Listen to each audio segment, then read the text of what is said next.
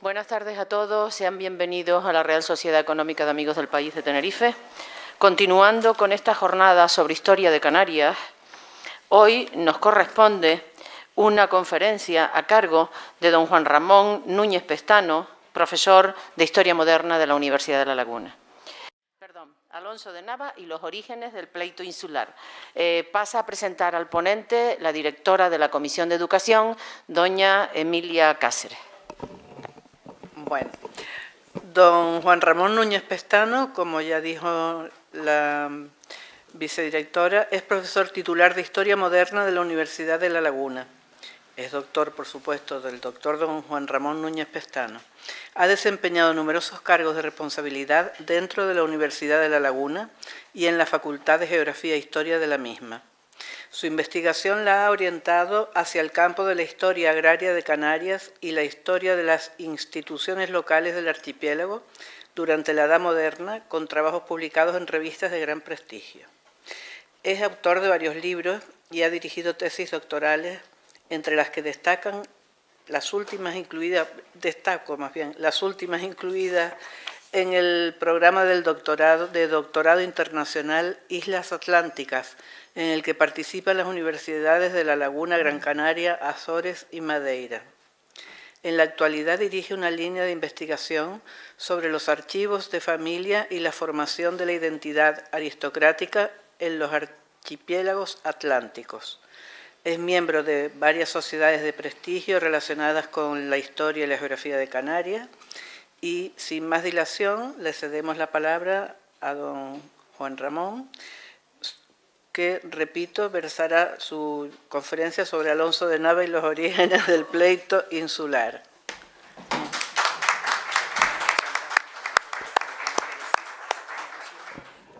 Señor director de la Económica, señora vicedirectora,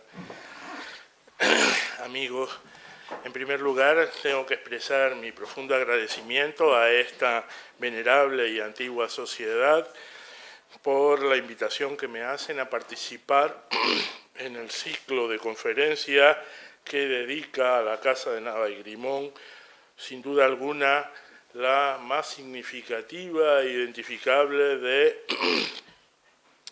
las familias aristocráticas de esta ciudad.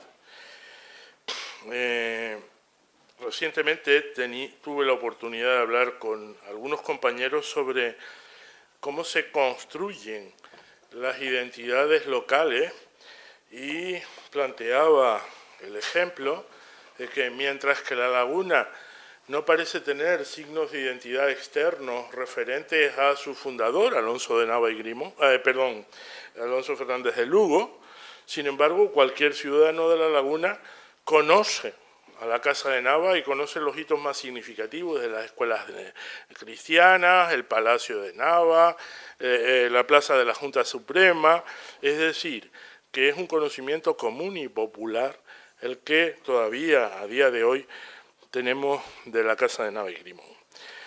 Yo quería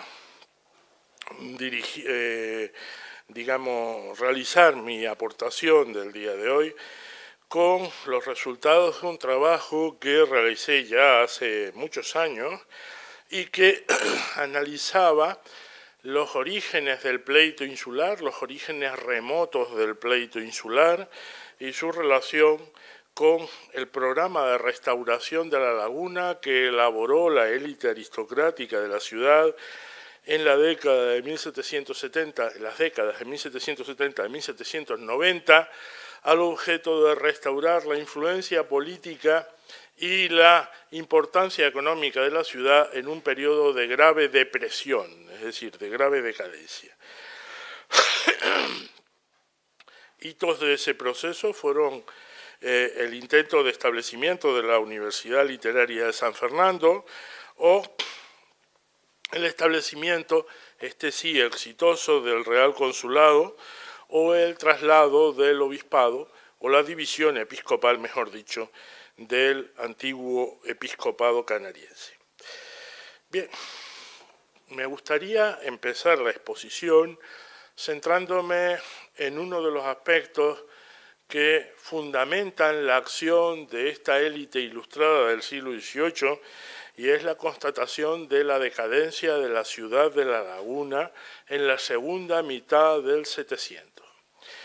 La ciudad de La Laguna es descrita por todos los viajeros extranjeros y observadores externos como una ciudad triste, como una sociedad estancada en el pasado y como una economía en franca decadencia frente a la opulencia de Santa Cruz, del puerto de Santa Cruz, o la opulencia y el despegue económico que vivía entonces Las Palmas de Gran Canaria.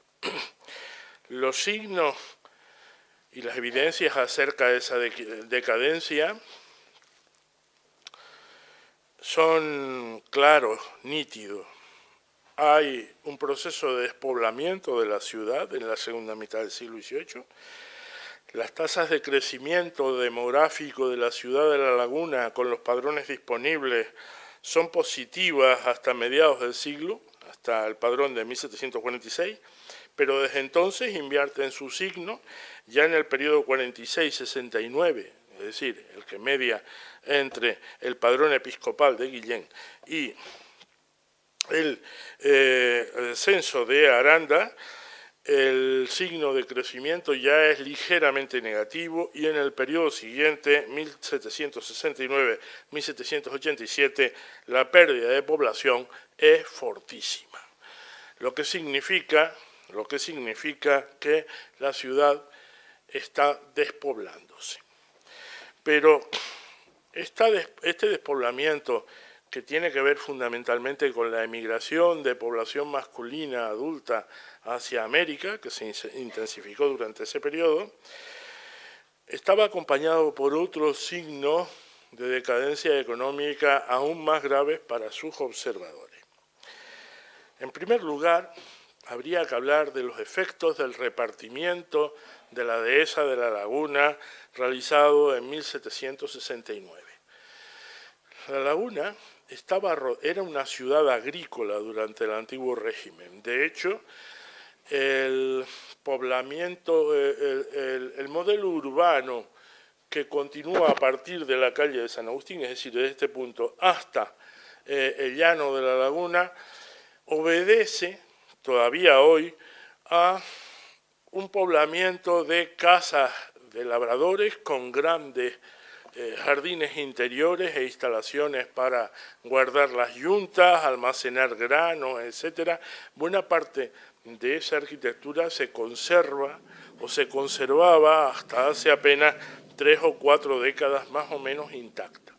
La importancia que tiene la advocación de San Benito en la ciudad es indicativa del carácter agrario y tradicional, agrícola, mejor dicho, de la ciudad. Y esa agricultura se fundamentaba en la explotación de la dehesa de La Laguna. Si nos subimos a la Torre de la Concepción y miramos alrededor, todos los terrenos que observamos hasta el filo de los montes eran parte de esa dehesa. El aeropuerto de los Rodeos, las tierras que lindan ya con el casco urbano de La Esperanza, el baldío de Geneto y, por supuesto, toda la zona del llano de La Laguna, Gavia y Rincón. Esa dehesa constituía desde el siglo XVI una gran explotación que proporcionaba una abundantísima renta al Concejo de Tenerife, que fluctuó entre las 4.000 y las 5.000 fanegadas de grano año, según las épocas.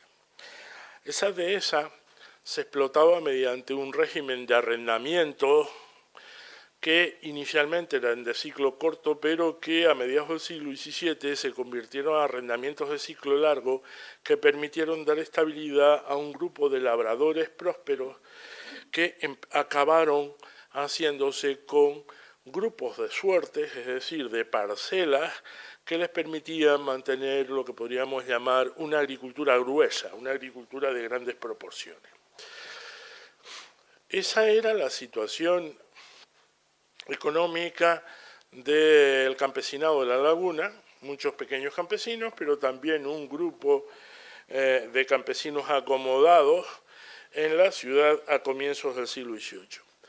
Pero a comienzos del siglo XVIII el Consejo comienza, a instancias de la Real Audiencia, que interpretó que esa concesión de contratos largos que se perpetuaban sin formalización de contrato eran una práctica ilegal, empezó a transformar el régimen de subastas de las tierras de la dehesa, y las tierras de la dehesa de la laguna acabaron encareciéndose de tal manera que a lo largo del siglo XVIII las rentas que en subasta pública prometían los labradores para hacerse con una suerte fueron incrementándose más de un 50% con respecto a las que existían a comienzos del siglo XVIII. Ese incremento de renta supuso que cuando se llevó a cabo el repartimiento de baldíos, esto es, la concesión de las suertes con un tipo de contrato agrario estable, que no se revisaba cada cierto tiempo, el repartimiento supuso que a la hora de determinar el precio de los tributos de las suertes, este se determinó a partir de la ponderación de los 3 remates anteriores, es decir, a unos precios inusualmente altos. Y eso supuso que los precios a los que se repartió la dehesa de la laguna implicaron un proceso, o dieron lugar a un proceso de endeudamiento creciente del campesinado de la ciudad con el Consejo. De tal manera que cada año, en cada recolecta de las rentas, los labradores quedaban alcanzados, es decir, deudores con respecto a la mayordomía de la ciudad, del Consejo de la ciudad, en una cantidad mayor. Esta deuda creciente de los labradores se unía además al desmantelamiento de la antigua estructura de propietarios de tierras de la dehesa. Esto es, mientras que el repartimiento supuso que a unos les tocaron buenas tierras y tuvieron cierta oportunidad para prosperar, a algunos de los labradores más acomodados les tocaron tierras de inferior calidad y consecuentemente entraron en un ciclo de empobrecimiento y ruina.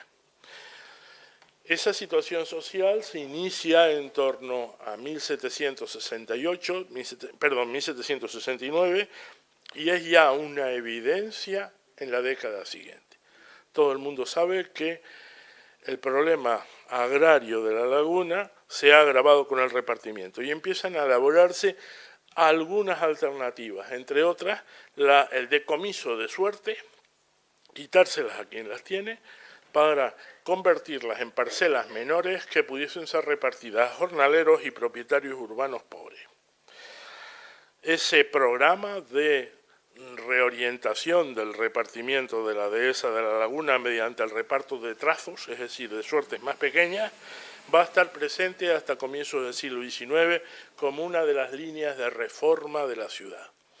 Pero junto con esa línea se empieza a trabajar en la sociedad económica a partir de su constitución en otro tipo de iniciativas, como por ejemplo el desarrollo de fábricas de loza o el desarrollo de manufacturas que pudiesen aprovechar el mercado del país y el mercado urbano para desarrollar un proceso de protoindustria, es decir, de industrialización no mecanizada en la isla. Todo ese tipo de iniciativas que imitaban las iniciativas más adelantadas de la isla de Gran Canaria fracasaron a largo plazo.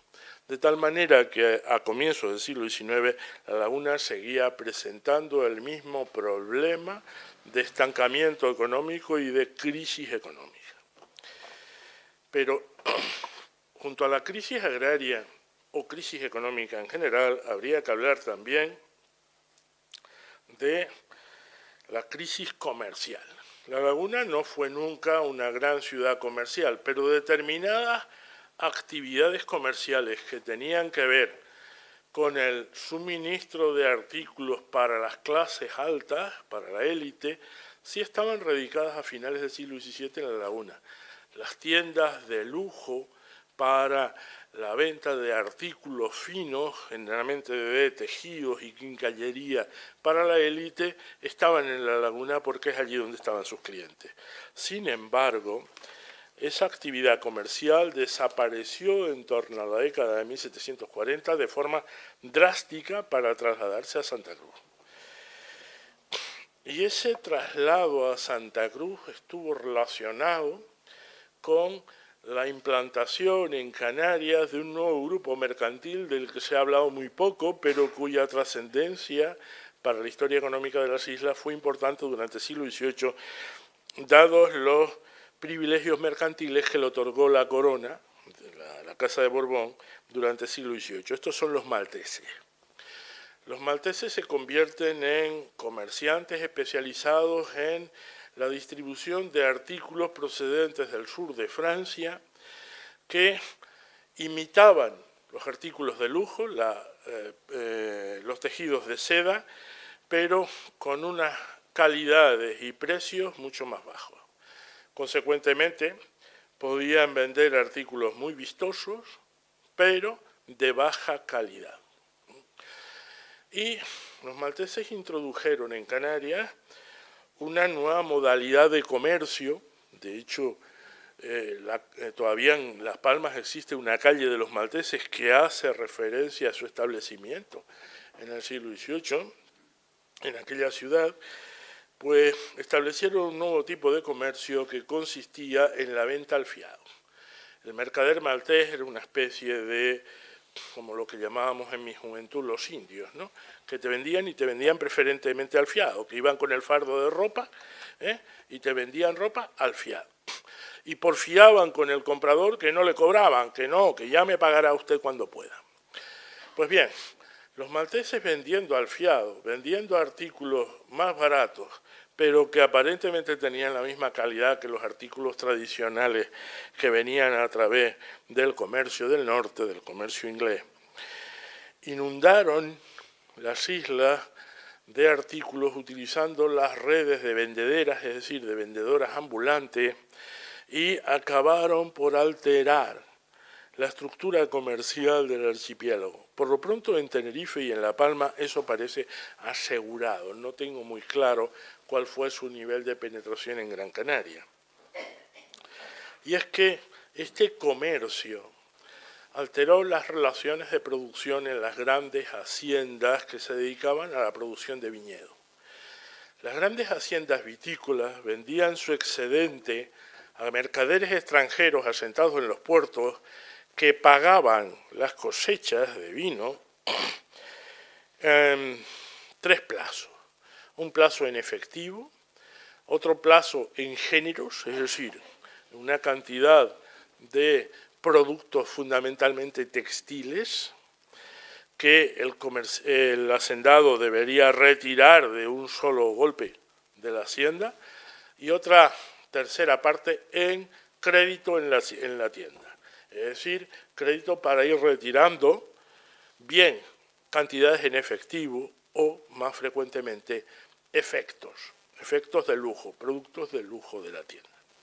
Alimentos o tejidos, quincallería, lo que fuera, ¿no? La forma de expender, de darle salida a ese gran volumen de mercancías que se recibían en pago a las cosechas, consistía en abonar parte de los salarios de los trabajadores de la hacienda en forma de pagos en especie, de pagos en mercancías, cintas, telas, quincallería, cualquier tipo de objeto. De esa manera, el gran propietario no tenía por qué gastar en salarios los ingresos en metálico que obtenía de la venta de sus productos. Bien, la extensión del comercio a crédito por parte de los malteses desmanteló este sistema. Hizo inviable absolutamente que los dueños de haciendas siguieran pagando en mercancías a sus jornaleros. porque estos empiezan a reclamar el salario al contado, que ya compraría yo en el maltés más barato los artículos que necesito. Eso va a suponer la quiebra de una de las patas angulares que había mantenido el sistema de agricultura de exportación en la isla de Tenerife desde el siglo XVII, donde las grandes haciendas funcionan a base de crédito y no de pagos en metálico, crédito o pagos en especie. Y eso significó para la élite una caída importante de ingresos, no solo porque cada vez es más difícil vender los caldos canarios en los mercados del norte de Europa, sino también porque cada vez es más difícil mantener las imprescindibles inversiones que requiere una hacienda de viñedo y que requiere una cantidad de laboreo para el mantenimiento de la productividad enorme. La cantidad de cuadrillas que hacen falta para mantener el cultivo tradicional del viñedo en una finca de 10 hectáreas es enorme. Se contabilizan en 500 o 600 jornales al año en las diferentes operaciones que requiere el cultivo de la vid. Esto provoca una grave situación económica de las élites dominantes y La Laguna es una ciudad residencial de grandes propietarios agrícolas que se resienten de esa situación. Pero junto con esa crisis económica y demográfica, La Laguna sufre una grave crisis institucional en la segunda mitad del siglo XVIII. Esa crisis institucional se manifiesta en la competencia creciente de los lugares contra el poder político de la capital.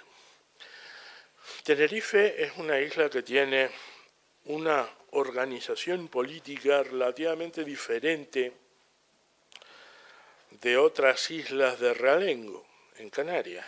Esto es, el Cabildo de Tenerife tuvo que organizarse desde mediados del siglo XVI en forma de diputaciones locales, de tal manera que mientras que los regidores residentes en la ciudad ejercen las funciones de diputación de los meses en el Cabildo, la diputación de los meses es el ejercicio de las funciones de jurisdiccionales, es decir, de justicia, que correspondían al Cabildo en ámbitos como vigilancia de mercados, aprovechamiento de aguas, pastos, montes, limpieza y policía urbana y otra variada serie de competencias. Ese tipo de asuntos los juzgan los regidores, que entran a ejercer la diputación, es decir, el ejercicio unipersonal de la jurisdicción que corresponde a la corporación por meses. Pero en Tenerife existía una distribución de los regidores a lo largo de toda la isla. Desde el siglo XVI había regidores que vivían en la Orotava, regidores que vivían en el Ralejo, regidores que vivían en Garachico, y por lo tanto se estableció y se reguló en las ordenanzas que los regidores podían ejercer la jurisdicción del Cabildo en aquellos lugares donde residían. Así que allí donde había 3 regidores se turnaban entre los 3, y en Santa Cruz, donde había 1, era el juez permanente para cuestiones que tenían que ver mucho con la actividad mercantil. Esa situación daba a la clase dominante una hegemonía clara dentro de la isla, porque no solo eran los propietarios de las tierras, sino los jueces de numerosos tipos de causas que correspondían a la jurisdicción del Cabildo y los jueces militares correspondientes a los milicianos que estaban encuadrados en su regimiento. Esa situación era específica de Tenerife. En La Palma y en Gran Canaria, pues, no parece que hubiese ese ejercicio del poder fuera de los límites de la ciudad por parte de los regidores. Y esta situación acaba desembocando en luchas, en conflictos entre las comunidades locales y los representantes del Cabildo de Tenerife, es decir, los regidores. En lugares como, por ejemplo, Santa Cruz, donde existía un solo regidor, este se convertía en un individuo rapaz que vivía a costa de sablear el comercio, hablando en términos, si me permiten, vulgares. Pues bien, esa situación de conflicto entre lugares y cabildo capitalino se agudizó a partir de 1752, en el que la corona introdujo una modificación en el sistema de elección de alcaldes reales de las islas de Realengo, que consistió en que a partir de ese momento los alcaldes de los pueblos no los elige el corregidor, es decir, no los nombra mediante venta del oficio, sino que se nombran por parte de la audiencia a partir de una terna propuesta por los vecinos y que debe contar, propuesta por el corregidor, pero que solo puede estar formada por los individuos más ricos e influyentes de la comunidad local, lo que significa que no puede utilizar forasteros para llenar la plaza de alcalde real. Esa primera modificación se une a la reforma municipal de 1766, que estableció la creación de dos figuras locales, de gobierno local, de gobernanza local, que son los diputados del común y el personero. La aplicación en Canarias del auto acordado del Consejo de Castilla de 1766 dio lugar a diversas interpretaciones y conflictos, y al final el Consejo de Castilla, a instancias de su fiscal Campomanes, que tuvo que intervenir directamente en la solución del asunto canario, acabó adoptando la decisión de que los diputados y personeros no solo se eligen en el ayuntamiento, es decir, en la capital de la isla, el único ayuntamiento existente, sino en aquellos lugares que tienen más de 1000 vecinos, más de 1000 habitantes, que digan. Eso significaba que los pueblos empiezan a partir de ese momento a tener un alcalde real, que es un vecino, nombrado por el corregidor, pero un vecino de la localidad, dos diputados del común, elegidos por la asamblea vecinal de entre sus vecinos, y un síndico personero que, digamos, representa la voz del común. Esas células municipales se empiezan a elegir en Canarias a partir de 1768, y a partir de 1772 la elección de alcaldes se hace también mediante voto popular. Si se fijan, a partir de 1772 tenemos verdaderos ayuntamientos, pero sin jurisdicción y sin territorio, porque no hay demarcaciones municipales. Y estos ayuntamientos comienzan a requerir su independencia con respecto a la capital. El conflicto, por supuesto, empieza con los lugares más importantes, y empieza con el Ayuntamiento de Santa Cruz, con el lugar de Santa Cruz, el puerto, que en 1785 recurre al Consejo de Castilla pidiendo la independencia de su puerto, del puerto, con respecto a la jurisdicción de la capital. En 1785, por lo tanto, ya hay una formalización del conflicto. Todavía el conflicto no es un pleito insular. Los pleitos que observamos en Canarias a raíz, en el momento de 1785, son pleitos locales, que tienen residuos que llegan hasta la actualidad, en forma de animadversión entre poblaciones, etcétera, pero no hay pleito entre islas. De hecho, las islas se comportan políticamente como si no existieran las otras. El único motivo de enfrentamiento directo entre las islas es, a partir de 1718, los cupos del permiso de navegación a Indias de 1000 toneladas. Todo lo demás se resuelve directamente entre cada isla y la corona. Pero a partir de 1785, este conflicto afecta a un cabildo que comienza a dar muestras de inoperancia. El Cabildo de La Laguna era un cabildo hereditario, cuyo había llegado a tener 56 regidores en la primera mitad del siglo XVII, pero ya a las alturas de 1785 es un cabildo muy reducido, con solo 12 regidores en activo, y resulta muy difícil para el cabildo poder celebrar reuniones con quórum. Buena parte de sus regidores tienen graves achaques, otros residen fuera de la ciudad, como en Santa Cruz o en La Orotava, y consecuentemente se convierte en una administración inoperante, que no puede hacer frente al envite de las poblaciones que le reclaman su independencia. Pero el Cabildo de La Laguna, entre tanto, en esas décadas de crisis, ha ido elaborando un auténtico programa de reconstrucción o restauración de la ciudad. Entre 1767 y 1787, en las actas del Cabildo de La Laguna empiezan a esbozarse una serie de proyectos, entre los cuales estaba la solicitud de división del obispado.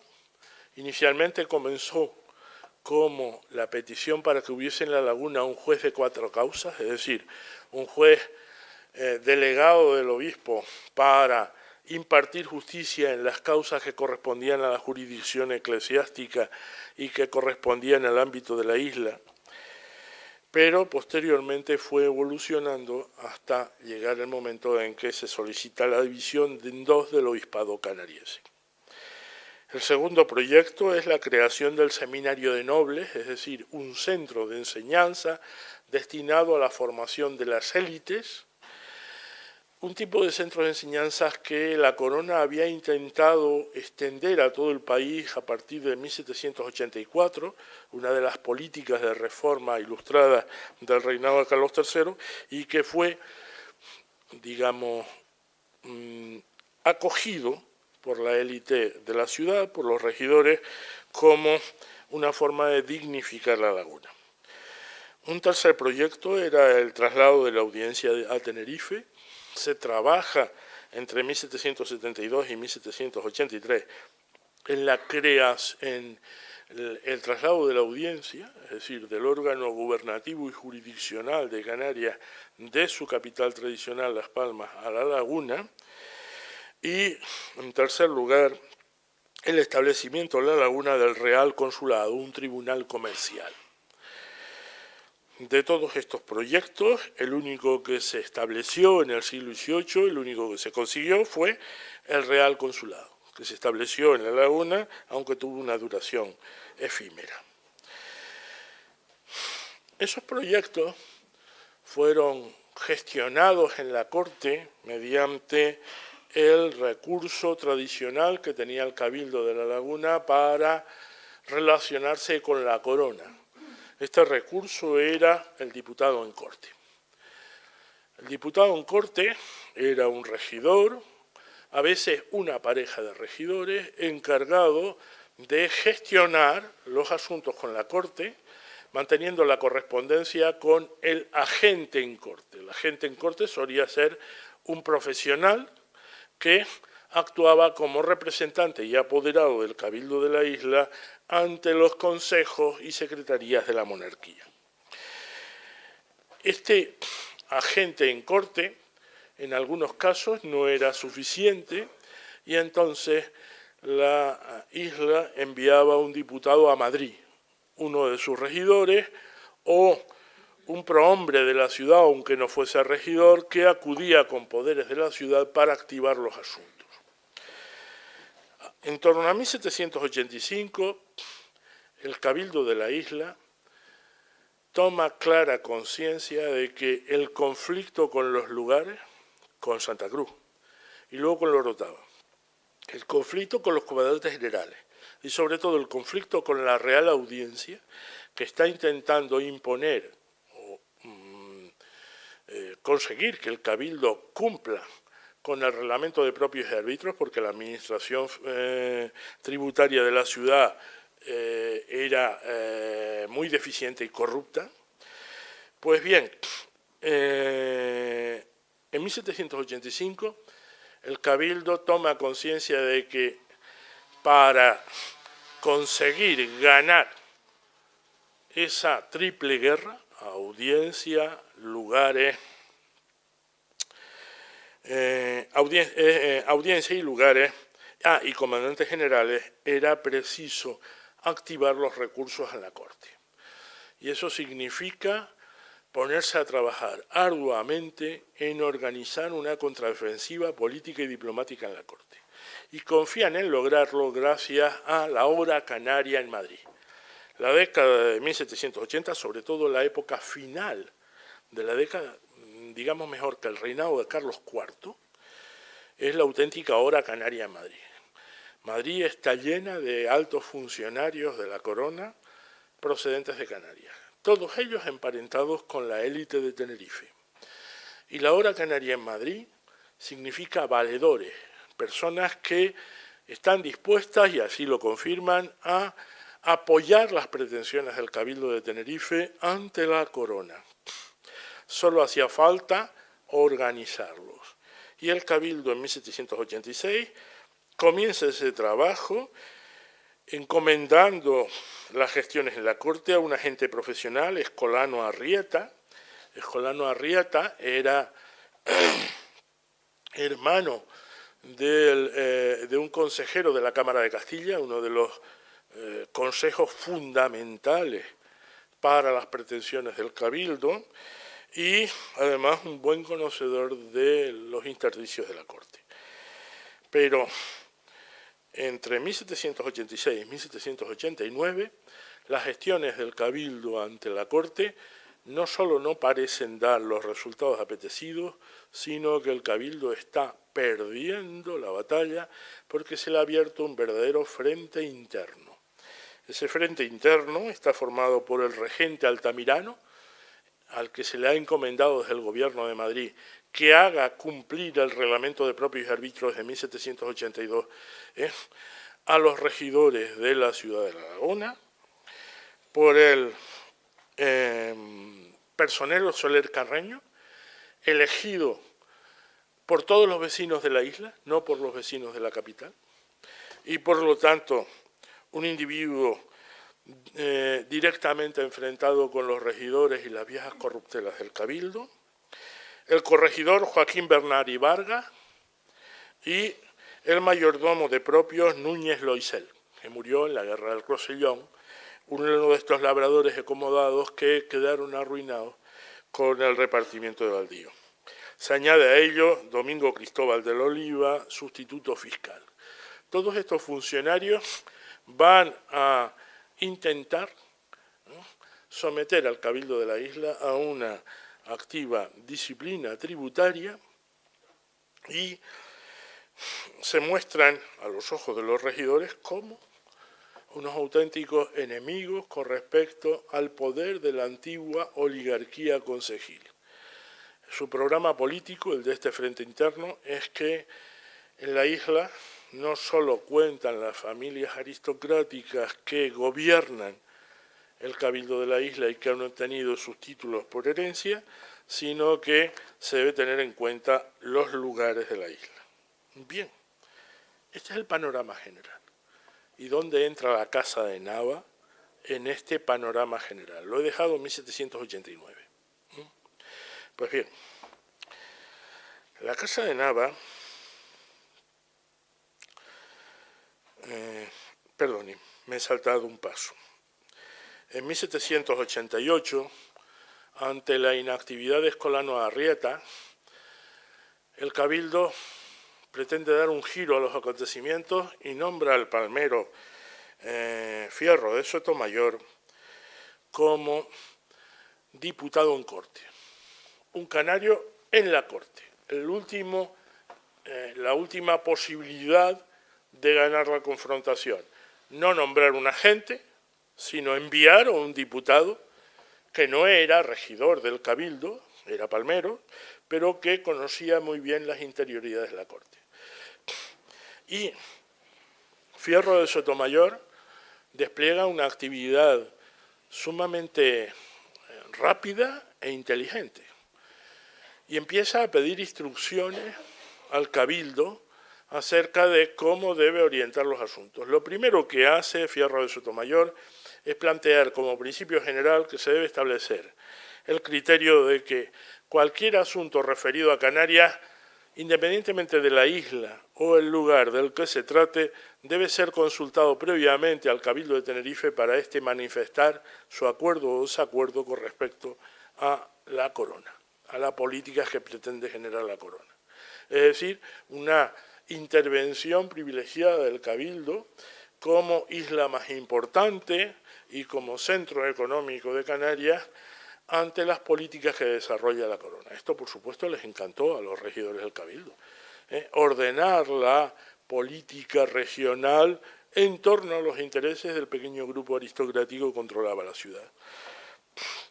Pero Fierro de Sotomayor no puede dirigir los asuntos sin instrucciones precisas del Cabildo, y el Cabildo no puede generar instrucciones precisas porque no puede celebrar sesiones con quórum. En el año 1789 no se pudo reunir ninguna sesión de Cabildo que tuviese 7 regidores. En esa situación, el clima político en Madrid se va enrareciendo en detrimento del Cabildo de la Laguna. Y parece que la guerra está perdida, pero fortuna imperatrix mundi, ¿no? Resulta que hay un cambio de coyuntura general desencadenado por el encarcelamiento del síndico personero Soler Carreño. Soler Carreño intervenía activamente en todos los asuntos de la gestión ordinaria de la ciudad, por ejemplo, impidiendo que los regidores cobrasen un peso diario por asistir a vigilar las obras de composición de las calles, lo que significa que costaba mucho más caro pagar al regidor que pagar la composición de las calles, o reclamando la composición de caminos en otros lugares de la isla que no fuese el entorno de la ciudad. Pero Soler Carreño, firmemente apoyado por el regente Altamirano, cometió un error. Cometió el error de oponerse a que el comandante general Marqués de Bracinforte presidiese los actos de la Real Proclamación de Carlos IV, que se celebraron en 1789, no en el momento de su entronización, sino el año siguiente por motivos económicos. La procesión cívica de la ciudad la debía presidir el corregidor, que es el presidente de la ciudad. Pero la élite de la Laguna había cedido ese puesto al comandante general por temor, porque Branciforte era muy orgulloso y se tomaba muy a mal ese tipo de despechos, y era además compañero y confidente de Godoy. Cuando digo confidente, saben ustedes a lo que me refiero, confidente de Godoy. Por lo tanto, muy relacionado con la reina y la Casa Real. Soler Carreño dirige una representación al Cabildo negándose a que ostente esa presidencia. Y Branciforte, que en esos momentos marcha a la corte al besamanos real, deja instrucciones para que su teniente, él seguía ostentando el cargo aunque ya no residía en las islas, su teniente encarcele a Soler Carreño, que fue enviado a Paso Alto sin proceso ninguno. El encarcelamiento del síndico personero iba en contra de las pragmáticas del reino. Estaban especialmente protegidos por la corona.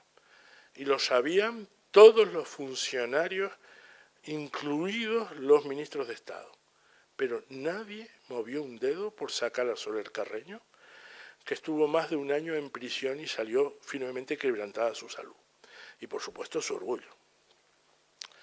El encarcelamiento absolutamente autoritario de Soler Carreño en contra de las leyes del reino supuso un cambio de coyuntura y supuso que ya nadie iba a enfrentarse con Branciforte y con sus aliados, los regidores. Desde ese mismo momento se produjo un vacío de poder, una quiebra constitucional, de tal manera que la audiencia, que tenía que reponer al fiscal, al síndico personero de la isla, no encontró candidatos que estuviesen dispuestos a aceptar el cargo, ni tampoco a diputados del común. Nadie quería arriesgarse a lo que le había pasado a Soler Carreño. Así que el único que acepta presentarse y aceptar el cargo es Alonso de Nava Grimón. Y entra nuestro personaje en esfera, digamos, en lisa. Hasta ahora no me he referido a la Casa de Nava porque si hay un rasgo que caracteriza a la Casa de Nava desde 1665, es decir, desde el último tercio del siglo XVII, es el ostracismo político. La Casa de Nava había renunciado a ejercer la regiduría que les correspondía como herederos de Jorge Grimón al Cabildo de Tenerife a partir de 1665 como consecuencia de la oposición del Cabildo a la enajeración de la jurisdicción de los Realejos.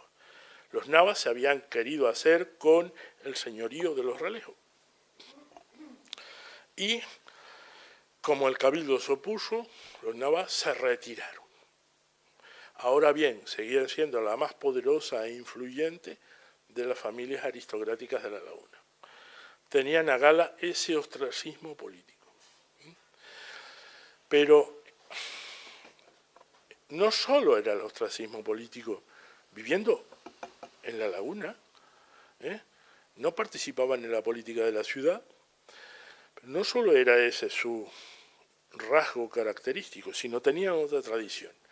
Los Nava Grimón eran patronos desde el siglo XVII, no recuerdo exactamente la fecha, del convento de San Agustín. Y a comienzos del siglo XVIII ven la oportunidad de convertir al convento de San Agustín en una universidad eclesiástica, mediante una bula papal. La obtención para el convento, del cual ostentan el patronato, de ese logro era un galardón de tal magnitud que son muy pocas las familias de Europa que son patronos de una universidad. Es decir, la apertura del curso académico solemne, el patrón, ¿no?, al lado del canciller. Son muy pocos. Yo creo que en Alemania el conde palatino, pero no recuerdo ningún otro caso.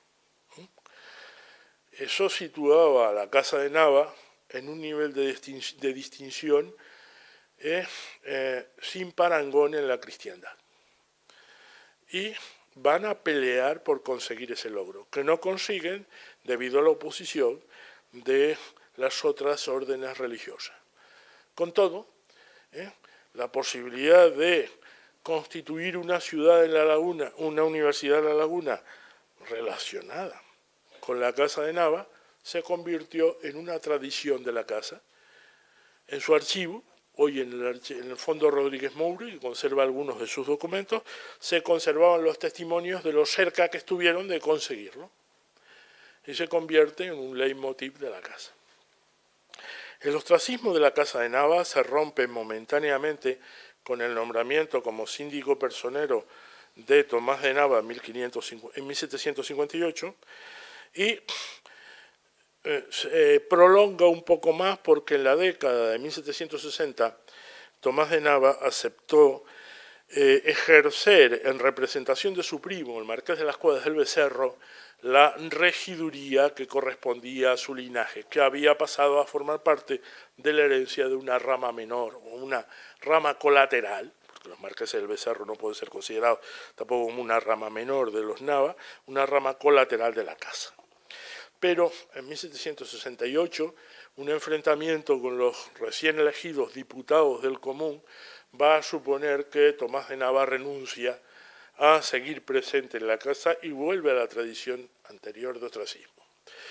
La vuelta al Cabildo en 1789 de su hijo, Alonso de Nava y Grimón, parecía romper el antiguo ostracismo de la Casa de Nava. Volvía otra vez los Nava a estar presentes en el poder institucional de la ciudad.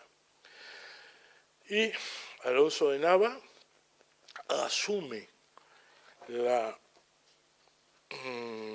el programa político que se había ido elaborando por parte del Cabildo de restaurar la ciudad y decide hacer lo propio y dirigirlo personalmente.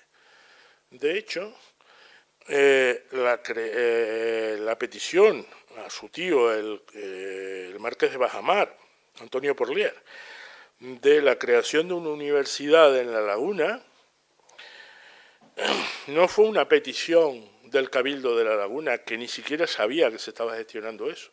Fue una petición de Alonso de Nava, directamente a su tío, como síndico personal de la ciudad, que comunicó al Cabildo con bastante retraso. Alonso de Nava, por lo tanto, orienta personalmente la solución al problema de la crisis institucional y política de la ciudad. Pero Alonso de Nava, al actuar, lo hace además movido por algunas otras tradiciones de su casa. Entre ellas, la animadversión contra la élite de Gran Canaria, que no había apoyado sus pretensiones a las tierras baldías de la aldea de San Nicolás, la más importante propiedad de la casa, y cuya audiencia, la audiencia de Canarias, había de alguna manera entorpecido esos procesos de apropiación de tierra. Pues bien, Alonso de Nava, por lo tanto, mantiene una grave animadversión contra los naturales de Gran Canaria y sobre todo contra sus campesinos de la aldea. No eran vasallos de él porque no era un señorío, pero contra los campesinos de la aldea. En la correspondencia familiar se les denomina los negros, ¿no? Y Alonso de Nava, por lo tanto, plantea la instauración de la Universidad de La Laguna como una réplica a la pretensión que desde 1785, es decir, 5 años antes, venía llevando a cabo el Cabildo Catedral de Gran Canaria y la Sociedad Económica de Amigos del País de Gran Canaria de constituir una universidad en el seminario, ampliando las cátedras para que pudiese contar con un plan de estudios equiparable a una universidad del reino. Este momento fue, esta pretensión, por lo tanto, contradecía los intereses de las corporaciones de Gran Canaria, su cabildo secular, su cabildo eclesiástico, su sociedad económica, y va a dar lugar a un conflicto de intereses que se dilucida en la corte. Ese conflicto de intereses inicialmente comienza con los mismos lenguajes y los mismos discursos que vemos en la correspondencia de corte. Las islas parece que no se hablan entre ellas y cuando se refieren unas a las otras lo hacen en términos neutros. Pero a partir de 1793 la correspondencia adquiere un nuevo tono. Hoy diríamos, en la forma de entender la historia de nuestros días, que se está creando un nuevo lenguaje. El nuevo lenguaje en el que cada una de las islas tipifica con tópicos y con arquetipos a los personajes característicos de las otras. Los de Las Palmas son poco sofisticados, los de La Laguna son aristocráticos y marrulleros, etc. Ese lenguaje comienza en 1793. Cuando comienza el conflicto en la corte a ver quién se lleva a la universidad. Y ese lenguaje permitió, un giro de la política nacional permitió que La Laguna obtuviese una victoria efímera, que consiguiese que el obispo Porlier que se encomendase al obispo Tavira la creación de la universidad y que por lo tanto el logro de la creación de la universidad estuviese al alcance de la mano. Tavira, por razones que ya publiqué en su momento, no constituyó la Universidad de La Laguna y se marchó en el año 96 a su obispado de Osma, a una nueva diócesis, y el plan, por lo tanto, de la Casa de Nava, centrado básicamente en la consecución de la Universidad de La Laguna, quedó para mejor momento. Un momento en el que los planes de la Casa de Nava sí se realizaron, que fue en 1816-1819. El obispado se trajo, la universidad se constituyó, pero entre medio se produjo un hecho decisivo para la historia de Canarias, que fue la creación de la Junta Suprema de Canarias, constituida en Tenerife y bajo la presidencia de Alonso de Nava y Grimón. La creación de la Junta Suprema de Canarias fue la continuación de ese lenguaje de 1793. Yo no he encontrado en los textos otro antecedente más antiguo que el de 1793, pero sí lo puedo contrastar y encontrar los mismos vocablos y las mismas definiciones en el periodo 1808-1810. Y todos los historiadores canarios coinciden en que esa Junta Suprema de Canarias y ese Cabildo Permanente de Las Palmas fueron el origen del pleito insular. Pues el origen parece producirse o podemos antecederlo unos cuantos años. Bien, pero con la Junta Suprema de Canarias resulta que Alonso de Nava Grimón, y ya termino, asumió como propio el plan que había rechazado y que había elaborado Fierro de Sotomayor.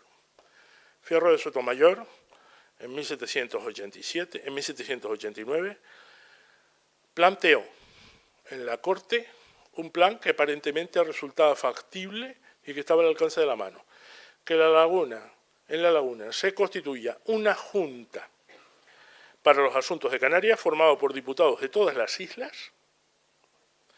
que resuelva todos los expedientes gubernativos en lugar de la audiencia, con lo que La Laguna se convierte momentáneamente durante ese periodo y genera ese antecedente en la capital política del archipiélago.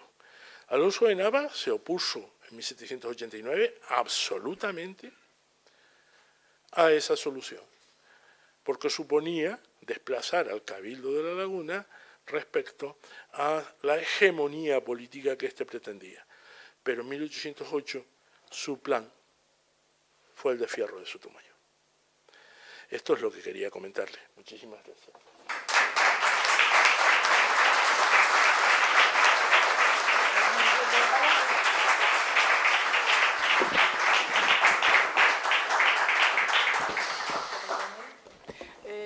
Vamos a dar un turno de palabra por si alguno de los oyentes quiere hacerle alguna pregunta al doctor.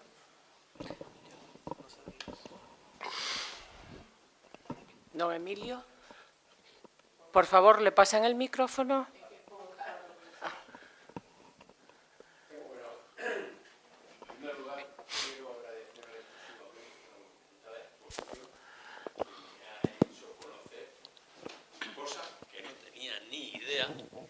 Y como se suele decir coloquialmente, ni están en los libros.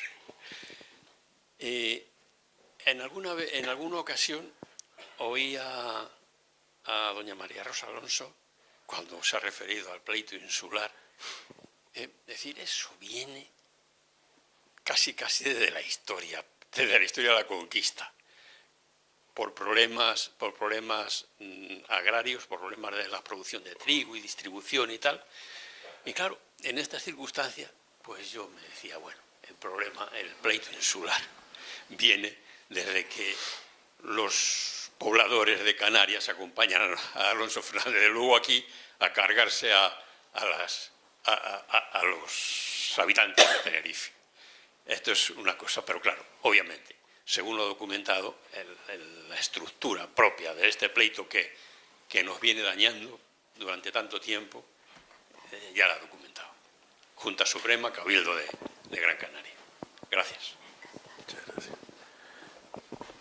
A ver, ¿alguna otra pregunta? Si quieres responder. Pues, sí, que no respondió. Conozco esos antecedentes y hoy en día los historiadores nos interesamos tanto por los hechos del pasado como por la forma en la que esos hechos son tratados y llevados al presente, ¿no? Y el descubrimiento de, digamos, los orígenes remotos del pleito insular como consecuencia de los secuestros de navíos de grano que se llevan a cabo, creo que en los años 30, de 1530, me parece, ¿no, Vicente? Los secuestros creo que eran de navíos cargados de grano que llevan a cabo el Cabildo de Gran Canaria, de exportaciones de Tenerife, etcétera. No fueron tratados por la historiografía canaria de los siglos XVIII, Viera, o XIX, Millares, sino en los años 50 por la escuela, digamos, del Instituto Leopoldo de la Rosa, Manuel Marrero, Elías Serra, etcétera, que comenzaban a trabajar sobre la historia de Canarias, además con un avance cronológico, iban sacando actas y iban sacando libros de acuerdos del Cabildo, y consecuentemente tendieron a identificar con esos hechos los orígenes del pleito insular. Pero luego comprobamos cómo en la historia subsiguiente, es decir, en las décadas posteriores, 1550, 1570, 1580, no vuelven a producirse esos hechos, lo que da la impresión de que se trataba de un fenómeno puntual y que fue más bien la transposición de un esquema mental interpretativo de 1950 a 1960, en pleno auge del pleito insular, a los documentos históricos. Es decir, que esos documentos fueron utilizados para interpretarlos en términos de un concepto que entonces no existía, pleito insular. Hay un señor que también quiere hacer otra pregunta por aquí. Es que ahí al fondo... Sí, puede. Es que llegué un poco tarde, igual... perdón. Cuando se produjo la revuelta frente a las tropas napoleónicas, que fue cuando se crearon la Junta Suprema, en Canarias estaba de gobernador militar el marqués de Casacajigal y Alonso de Navagrimón, que es antepasado mío, pero bueno, esto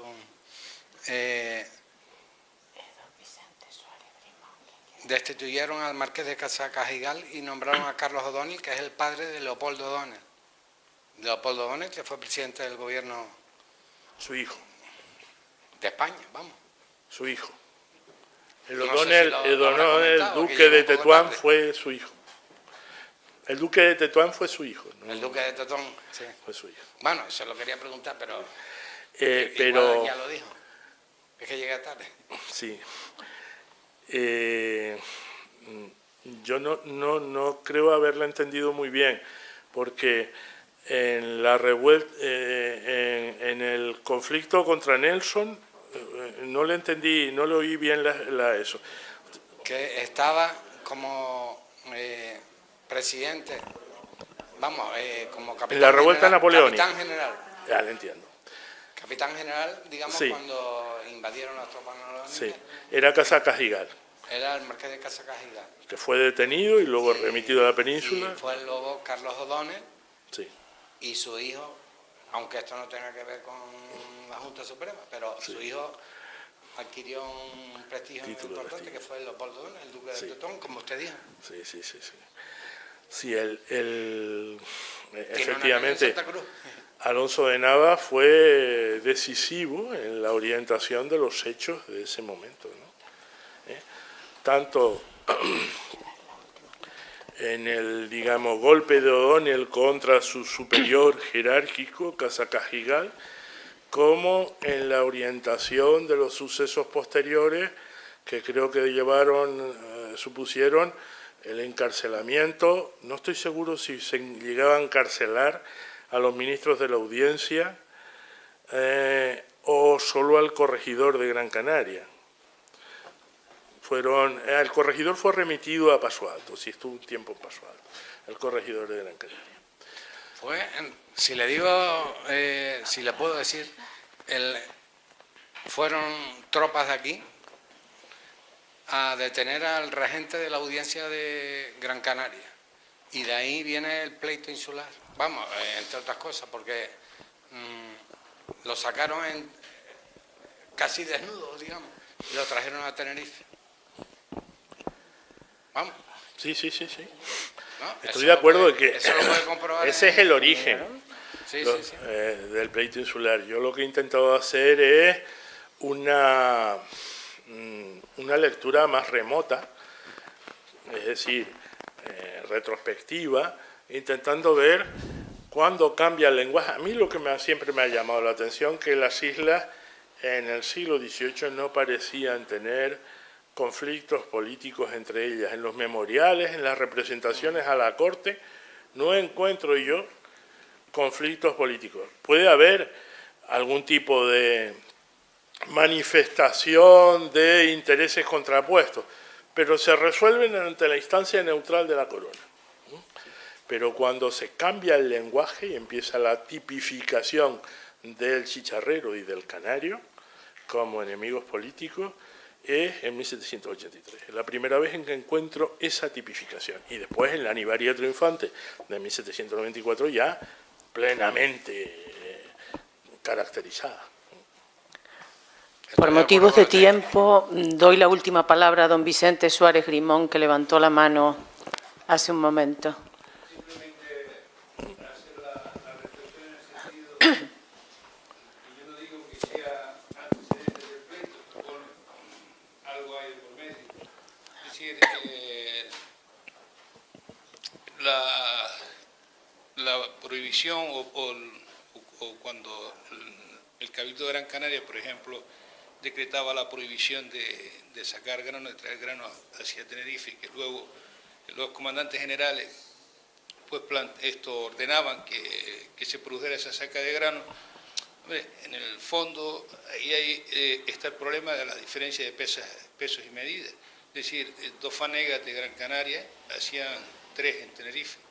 Por tanto, ahí había una cuestión que había que reflexionar sobre ella. Después, coincidiendo con las fechas que tú planteas, está la cuestión de las juntas de fortificaciones. Por ejemplo, cuando se decretaron la creación de las juntas de fortificaciones y se establece que la central se cree en Santa Cruz, en La Laguna, y que en el resto de las islas se creen juntas subsidiarias, el argumento de Gran Canaria, y se plantea que el sobrante de los arbitrios se destine a las juntas de fortificaciones, el argumento del Cabildo de Gran Canaria y en particular del regidor Isidoro Romero Ceballos es muy claro al respecto. ¿Cómo? Nosotros mandamos lo que recaudamos por el concepto de arbitrio, lo mandamos a Tenerife y ellos dicen que después lo remiten aquí cuando hagan el balance general. Eso ni de broma, y menos con un mar de por medio y menos con unas circunstancias. Por tanto, ni de broma. Es decir, si eso no es un lenguaje donde se está estableciendo esa cuestión, pues, claro, que después tiene esa manifestación de 1808, pero yo creo que anteriormente había cuestiones que reflejaban claramente que existía un conflicto. Bueno, es una reflexión. Ya. Bueno, pues felicitar a nuestro ponente.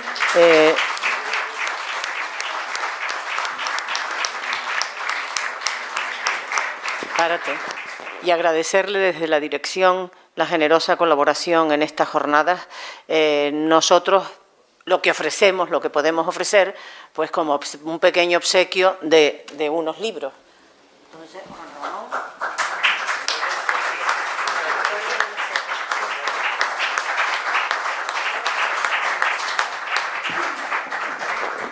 Gracias a todos por la asistencia. Buenas tardes y recordarles que ahora a las 8 se inaugura la exposición y mañana a las 7 de la tarde tendremos de nuevo otra conferencia.